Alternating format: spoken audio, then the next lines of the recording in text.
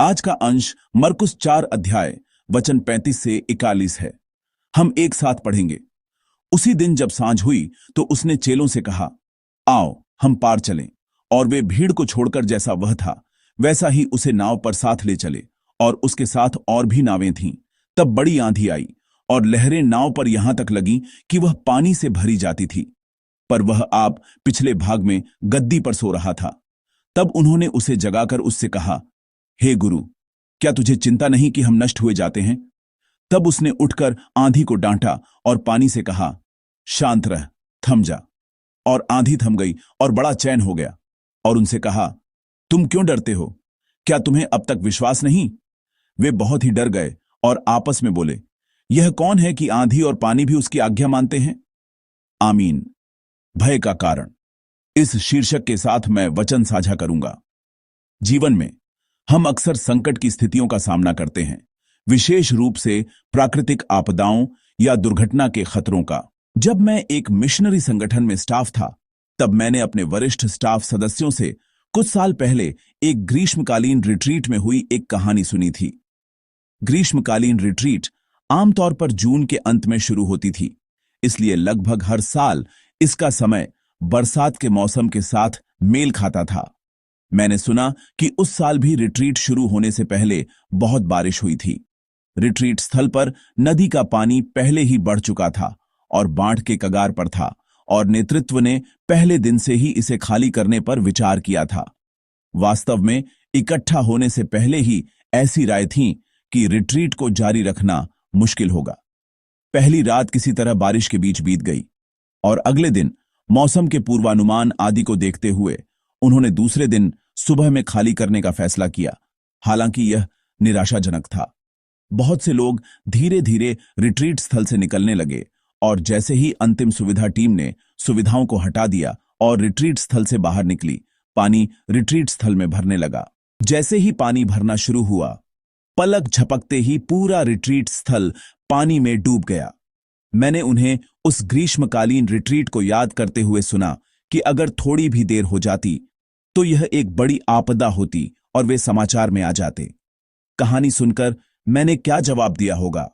मैंने ऐसा कहा, अगर आप लोग बाहर नहीं आए होते तो पानी अंदर नहीं आता, है ना? मेरे कहने का मतलब यह है कि क्योंकि लोग बाहर आ गए थे, इसलिए परमेश्वर ने पानी को अंदर आने दिया। इसलिए हम सही समय पर बाहर निकलने के कारण नहीं बचे, बल्कि इसलिए बचे क्योंकि परमेश्वर ने तब तक पानी को अंदर आने से रोक कर रखा था। यह मेरा विचार है, क्योंकि सारा ब्रह्मांड परमेश्वर द्वारा चलाया जाता है। यह सोचना गलत नहीं है कि सुरक्षा के लिए हमें जल्दी से निकल जाना चाहिए। मैं यह भी नहीं सोचता कि रिट्रीट को खाली करने का निर्णय विश्वास की कमी का निर्णय था। हालांकि हमें घटना के कारण, दुर्घटना न होने के कारण को अलग तरह से सोचना चाहिए। हम संकट से सुरक्षित रूप से इसलिए नहीं बचे क्योंकि हमने सही समय पर निर्णय लिया या क्योंकि हमने बहुत देर नहीं की। हम उस स्थान से सुरक्षित रूप से इसलिए निकल सके क्योंकि परमेश्वर स्वयं उस समय तक हमारी रक्षा कर रहे थे। क्योंकि परमेश्वर ने तब तक पानी को रोक कर रखा था। क्योंकि परमेश्वर ने तब तक इंतजार किया जब तक कि सभी लोग उस रिट्रीट स्थल से बाहर नहीं निकल गए।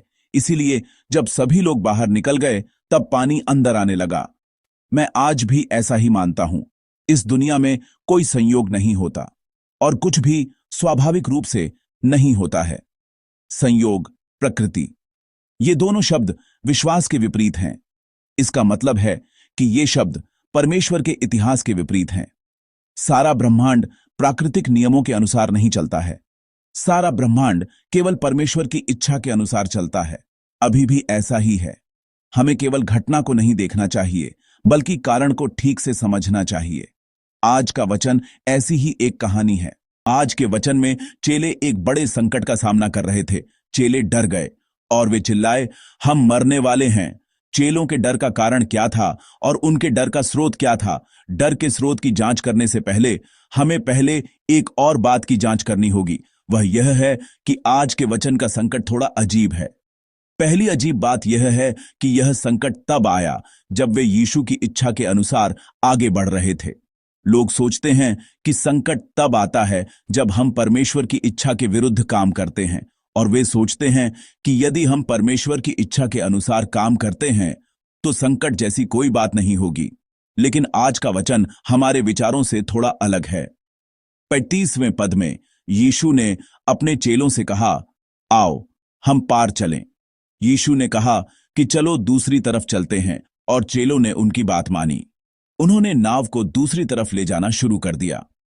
यहां तक हमें कोई समस्या नहीं दिखती है, इसलिए हम उम्मीद करते हैं कि यह यात्रा सुचारू रूप से चलेगी। लेकिन हमारी अपेक्षा के ठीक विपरीत एक घटना घटती है। आइए हम सब मिलकर 27वां पद पढ़ें। तब बड़ी आंधी आई और लहरें नाव पर यहां तक लगीं कि वह पानी से भरी जाती थी। आमीन। चेले संकट में थे। जिस नाव में चेले थे वह एक बड़ी आंधी के कारण डूबने के खतरे में थी। यहां हम यह सवाल पूछने के लिए मजबूर हैं। सवाल यह है, क्या यीशु के वचन का पालन करने पर भी संकट आ सकता है? और एक और सवाल है, यह आज के वचन की दूसरी अजीब बात है। वह नाव कौन सी थी? वह नाव वह थी जिसमें यीशु सवार थे। इसीलिए हमें एक बार फिर यह सवाल पूछ सकते हैं, क्या यीशु के साथ होने पर भी, यीशु के साथ चलने पर भी संकट आ सकता है? आप क्या सोचते हैं? बाइबल का जवाब है हां। जिस नाव में यीशु सवार हैं वह भी तूफान का सामना कर सकती है। आज्ञा का पालन करने पर भी, ऐसा जीवन जीने पर भी संकट का अनुभव हो सकता है। हम समझ नहीं पाते, लेकिन बाइबल कहती है कि हां, ऐसा हो सकता है, क्योंकि हम तूफान से बचने के लिए यीशु के साथ नहीं हैं, और हम केवल अपने जीवन के संकटों से बचने के लिए यीशु के वचन का पालन नहीं करते हैं। हम अक्सर इस तरह की बातों को लेकर भ्रमित और गलत फहमी में रहते हैं। हम यीशु के साथ इसलिए हैं क्योंकि हम केवल यीशु से प्यार करते हैं, इसलिए हम यीशु के साथ तूफान का सामना भी करते हैं। हम बस अपने प्रिय के साथ तूफान का अनुभव करते हैं। साथ ही हम यीशु के वचन का पालन इसलिए करते हैं क्योंकि वह हमारे स्वामी हैं, न कि किसी कठिनाई से बचने या किसी संकट की स्थिति से बचने के लिए। इसलिए भले ही संकट आए या समस्याएं आएं, हम बस पालन करते हैं और उनका अनुसरण करते हैं। हम उस व्यक्ति का अनुसरण करते हैं जिसका हमें अनुसरण करना चाहिए, और बस उस संकट का सामना करते हैं जिसका हमें एक साथ सामना करना चाहिए। दोस्तों, हम जो यीशु में विश्वास करते हैं उन पर भी संकट आ सकता है। हमेशा प्रभु के वचन का पालन करते हुए जीने पर भी कठिन चीजें हो सकती हैं। यहां हमें कारण और वजह को अच्छी तरह से समझना होगा। हम अपने प्रभु का अनुसरण इसलिए नहीं करते क्योंकि कोई संकट नहीं है या क्योंकि कोई कठिन बात नहीं होती है। हम केवल इसलिए प्रभु के साथ चलते हैं और उनका अनुसरण करते हैं क्योंकि हम अपने प्रभु से प्यार करते हैं, क्योंकि वह मेरे स्वामी हैं। हम प्रभु का अनुसरण इस कारण से करते हैं। इसलिए चाहे तूफान आए या संकट आए, हम बस प्रभु का अनुसरण करते हैं। हम तूफान से बचने के लिए यीशु के विपरीत दिशा में नहीं जाते। हम कठिन चीजों का अनुभव न करने के लिए यीशु से मुंह नहीं मोड़ते, क्योंकि वह हमारे प्रभु हैं। हम किसी भी स्थिति में, किसी भी परिस्थिति में बस अपने प्रभु का अनुसरण करते हैं। कोई और कारण नहीं है। जो चेले इस बात को ठीक से नहीं जानते थे, वे डर से भर गए थे। यह कैसे हो सकता है कि हम यीशु के साथ होते हुए भी तूफान का सामना करें? यह कैसे हो सकता है कि हम यीशु के वचन का पालन करते हुए नाव में यात्रा कर रहे हैं और संकट का सामना कर रहे हैं? चेले डर से भर गए और उन्होंने सो रहे यीशु को जगाया। आइए हम सब मिलकर आज का वचन 38वां पद पढ़ें। पर वह आप पिछले भाग में गद्दी पर सो रहा था। तब उन्होंने उसे जगाकर उससे कहा, हे गुरु, क्या तुझे चिंता नहीं कि हम नष्ट हुए जाते हैं? आमीन। यहां हम चेलों के डर का कारण पाते हैं। चेले क्यों डरे हुए थे? सतही तौर पर यह तूफान के कारण था। एक बड़ी आंधी आई, समुद्र उग्र हो गया और नाव में पानी भर गया, जिससे नाव डूबने के खतरे में थी। लेकिन क्या चेले वास्तव में तूफान और लहरों के कारण डरे हुए थे? मैं चाहता हूं कि आप इस तरह से सोचें। मान लीजिए कि यह 14वीं शताब्दी है और हम यूरोप में हैं। हम सब गहरे भय में कांप रहे होंगे, क्योंकि उस समय पूरे यूरोप में ब्लैक डेथ यानी प्लेग फैल गया था और यूरोप की कुल आबादी का 1/3 से अधिक हिस्सा मर गया था। ब्लैक डेथ को ईश्वर का क्रोध माना जाता था और इस बीमारी के सामने डॉक्टर पूरी तरह से शक्तिहीन थे, और यह माना जाता था कि अगर किसी को यह हो गया तो बस सब खत्म हो गया। यह वास्तव में भय का ही रूप था। लेकिन अब हम कैसे हैं?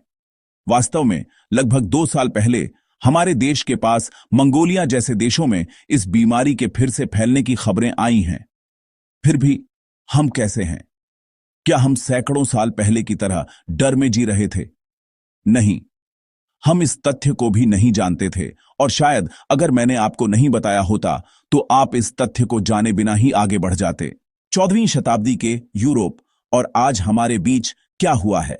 ऐसा इसलिए है क्योंकि 20वीं शताब्दी के मध्य के बाद इस बीमारी के कारक जीवाणु की पहचान की गई और एक इलाज विकसित किया गया।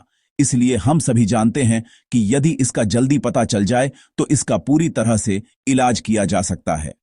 भय, डर का कारण क्या है? क्या बीमारी का प्रकोप भय है? क्या बीमारी ही डर है? नहीं, ऐसा नहीं है। आज हम में से कोई भी ब्लैक डेथ से नहीं डरता। अगर बीमारी ही भय होती तो हमें आज भी डरना चाहिए, लेकिन हम अब उस बीमारी से नहीं डरते। इसीलिए डर का कारण यह है, बीमारी की समस्या नहीं, बल्कि क्या इसका कोई इलाज है, यह है। हम आज उस बीमारी से क्यों नहीं डरते जिसने यूरोप की 1/3 से अधिक आबादी को मार डाला था? इसका कारण यह नहीं है कि वह बीमारी गायब हो गई है या कि वह अब नहीं होती है। इसका कारण यह है कि उपचार के तरीके और दवाएं विकसित की गई हैं। यदि कोई समाधान है तो हम डरते नहीं हैं। हम डरते हैं क्योंकि कोई समाधान नहीं है। यह लोगों का डर है, डर का कारण है। तो आज इस वचन में चेले वास्तव में किस बात से डरे हुए थे? क्या यह तूफान के कारण था? मौलिक रूप से नहीं, यह तूफान के कारण नहीं था।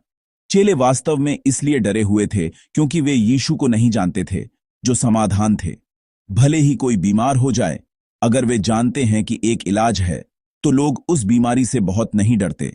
भले ही तूफान आए, अगर हम उस व्यक्ति को जानते हैं जो तूफान को शांत कर सकता है, और अगर हम जानते हैं कि वह व्यक्ति मेरे साथ है, तो हम नहीं डर सकते। चेलों के डर का कारण तूफान नहीं था। चेलों के डर का कारण यह था कि वे यीशु को नहीं जानते थे। प्रिय भाइयों और बहनों, हमारा डर भी वैसा ही है। हमारी चिंता, हमारी फिक्र भी वैसी ही है। तूफान जैसी समस्या, जहाज के टूटने जैसी दुर्घटना, जीवन को खतरे में डालने वाला संकट, यह डर का मूल कारण नहीं है। हम इसीलिए डरते हैं क्योंकि हम उस व्यक्ति को नहीं जानते जो हमारे साथ है। हम अज्ञानता के कारण डरते हैं। अज्ञानता डर का कारण है। परमेश्वर के बारे में अज्ञानता डर का मूल कारण है। जब मेरा बड़ा बेटा मिडिल स्कूल में था, तो वह पश्चिमी दर्शन के इतिहास को बुदबुदाते हुए अपने नैतिक या नैतिकता की परीक्षा की तैयारी कर रहा था। वह कह रहा था, कांट ऐसा, हेगेल वैसा, यह बहुत मुश्किल है। इसलिए मैंने उसे थोड़ी देर के लिए कांट और हेगेल के बारे में समझाया। शायद उसे कुछ समझ में आया तो उसने पूछा, पिताजी, आप यह सब कैसे जानते हैं? मैंने कहा, पिताजी एक प्रोफेसर हैं जो यह सब सिखाते हैं। मैंने कहा, मैं यह सब विश्वविद्यालय में पढ़ाता हूं। शायद मैं तुम्हारे शिक्षक जैसे लोगों को पढ़ाता हूं। तब उसने कहा, आह। मैंने कहा, जिस स्कूल में हेगेल ने अंत में पढ़ाया था, मैंने उस स्कूल से स्नातक किया और तुम उसी शहर में पैदा हुए थे। यह सुनकर वह पहले से बिल्कुल अलग भाव के साथ अपने कमरे में चला गया।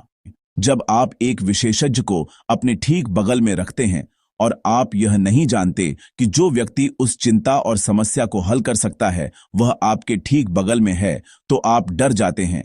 इसीलिए हम समस्या के कारण नहीं डरते, बल्कि समाधान न जानने के कारण डरते हैं। जीवन की समस्याओं के कारण भी हम डर में नहीं फंसते। असली डर और असली समस्या तब पैदा होती है जब हम उस परमेश्वर को नहीं जानते जो उस समस्या को आसानी से हल कर सकता है।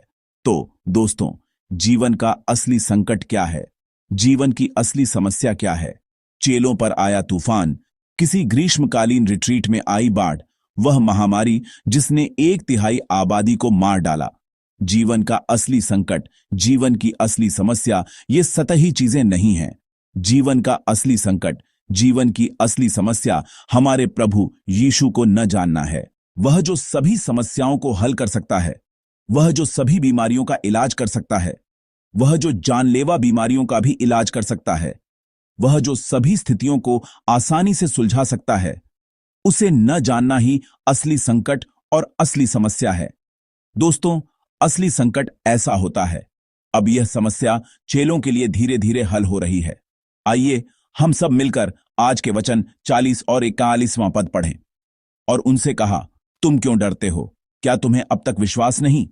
वे बहुत ही डर गए और आपस में बोले, यह कौन है कि आंधी और पानी भी उसकी आज्ञा मानते हैं? आमीन। अब तक चेलों का सारा ध्यान तूफान पर था। नाव पर हुई समस्या, उस संकट की स्थिति पर उनका सारा ध्यान केंद्रित था। अब चेले क्या कर रहे हैं? अब वे यीशु पर ध्यान दे रहे हैं। 41वें पद में, यह कौन है कि आंधी और पानी भी उसकी आज्ञा मानते हैं? अब चेले यीशु को देख रहे हैं और उन्होंने इस बात में दिलचस्पी लेना शुरू कर दिया है कि वह कौन है। इस तरह वे असली संकट से गुजर रहे हैं। चेलों में डर क्यों पैदा हुआ? वास्तव में यह बड़े तूफान के कारण नहीं था।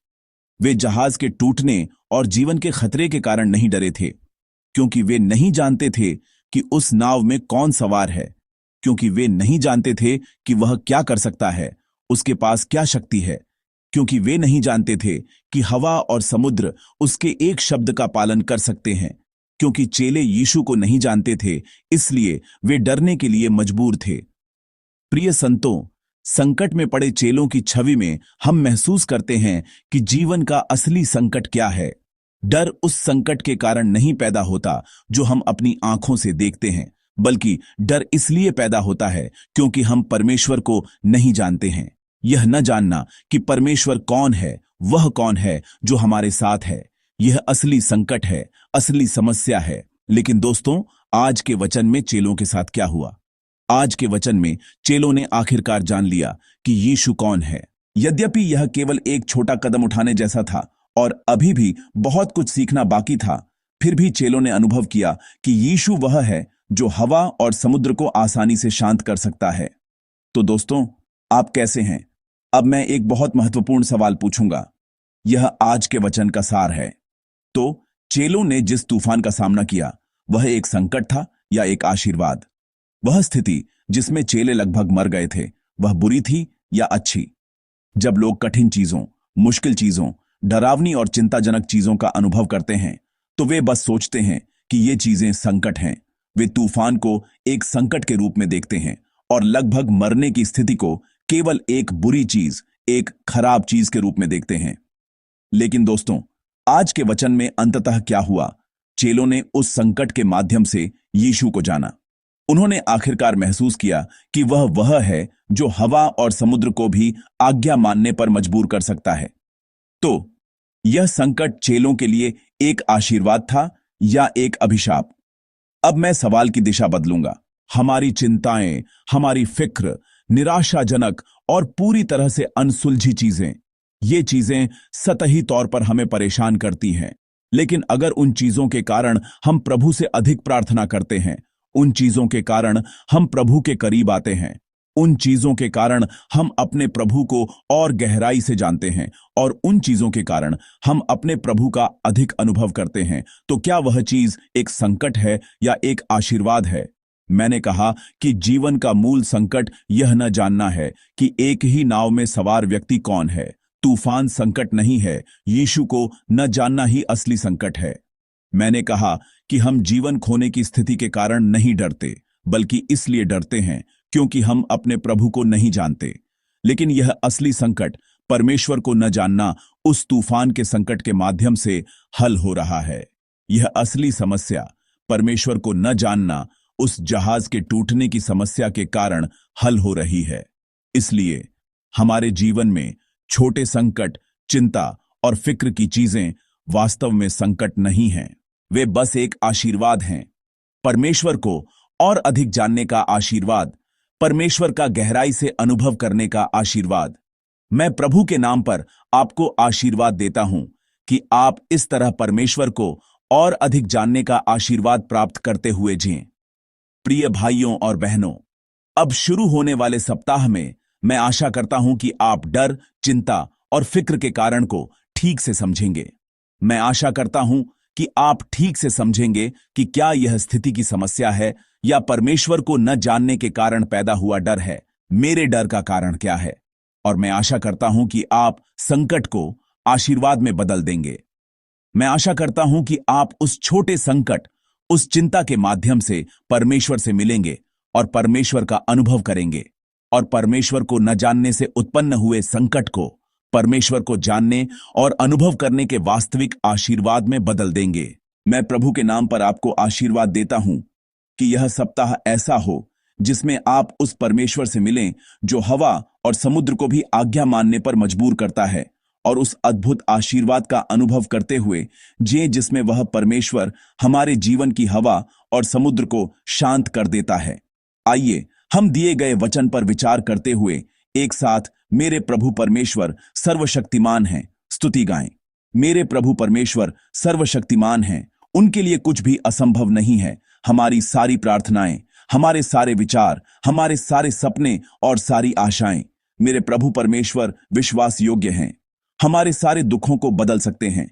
वे असंभव को संभव करते हैं और मरे हुओं को जिलाते हैं। कोई भी उन पर जय नहीं पा सकता। प्रभु के वचन पर भरोसा करके गहरे में अपना जाल डालो। देखो आज वे कैसे अद्भुत काम करते हैं। प्रभु के वचन पर भरोसा करके विश्वास से अपना जाल डालो। विश्वास करने वालों के लिए कुछ भी असंभव नहीं है।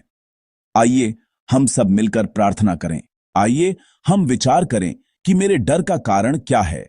क्या यह वास्तव में डरने का कारण है, या मैं इसलिए डर रहा था क्योंकि मैं परमेश्वर को नहीं जानता था।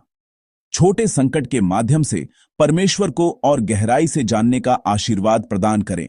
हमें परमेश्वर से और गहराई से मिलने दें। इस समय आइए हम सब मिलकर प्रार्थना करें। आइए प्रार्थना करें। प्यारे परमेश्वर, धन्यवाद। हमें यह महसूस कराने के लिए धन्यवाद कि तूफान डर का मूल कारण नहीं है, बल्कि डर इसलिए पैदा होता है क्योंकि हम परमेश्वर को नहीं जानते, क्योंकि हमारे पास विश्वास नहीं है। हमें इस डर के कारण को ठीक से समझने दें और यह जानते, अनुभव करते और महसूस करते हुए जिए कि हमारे प्रभु कौन हैं। भले ही हमारा जीवन चिंता और फिक्र से भरा हो, लेकिन इस संकट के माध्यम से हम परमेश्वर को जान पाते हैं। इसलिए हमें यह मानने दें कि यह कठिन जीवन और हमारा थका हुआ जीवन संकट नहीं, बल्कि एक आशीर्वाद है। परमेश्वर से और गहराई से मिलने और परमेश्वर का और गहराई से अनुभव करने का एक आशीर्वाद है। हमें यह सप्ताह ऐसा जीने दें जिसमें हम जानने की खुशी, प्रभु का अनुभव करने का आशीर्वाद प्राप्त करें। धन्यवाद। हम अपने प्रभु यीशु मसीह के नाम पर प्रार्थना करते हैं। आमीन।